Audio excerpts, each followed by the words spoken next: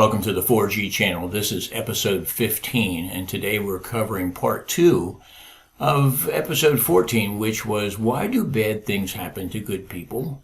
This is a question that is commonly asked, not just by Christians, but by people from the general population who maybe don't even have religious beliefs. They still look at people and say, boy, that person's good and that shouldn't have happened to him, or that person's evil and it's too bad it didn't happen to him or her.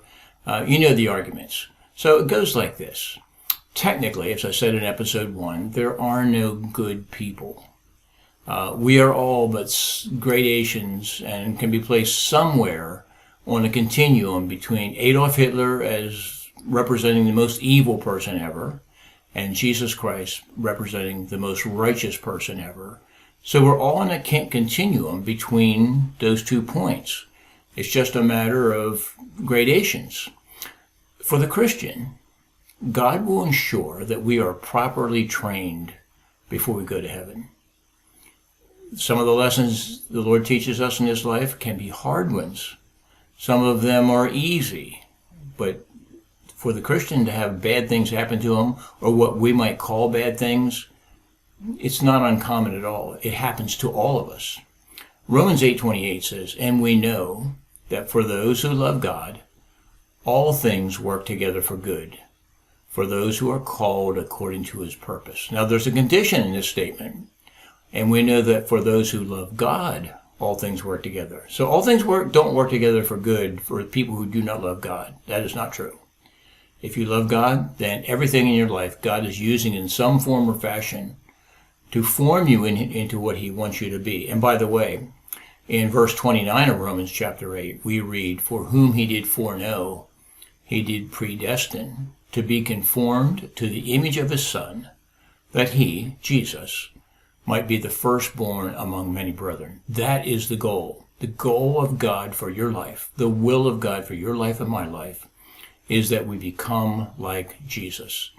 And God is going to set about to make sure that that happens. Olympic athletes, for instance, don't sit around on their sofas all day hoping that their bodies will get stronger, because they know it doesn't work that way. In order for muscles to become stronger, they have to be exercised and worked out to the point where little tears occur in the muscle. And when the muscle then is given some rest, it does the repair to the muscle, and in so doing, it builds the muscle up. It's actually stronger after the tear than it was before. That's kind of what God is doing in our lives. He's making sure we get exercised properly.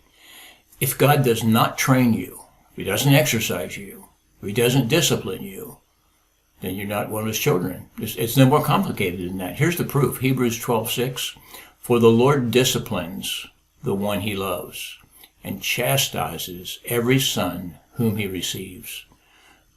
This verse is pointed right at Christians. He disciplines the one he loves, and he chastises every son whom he receives. If you're a child of God, you can expect to be disciplined. Sometimes we hurt due to our own sin. Yeah. Rob a bank, you'll probably go to jail. And that'll be very hurtful and harmful to you and your family. But you caused it. So sin is like that. Sometimes we hurt due to the fact that we live in a sin-cursed world. Much of this world is stacked against the Christian. The devil has his enticements and his paths and his strategies against us, and sometimes he brings pain and suffering upon us. Just ask Job. Job would know. And then sometimes we hurt because God wants to glorify himself in our suffering.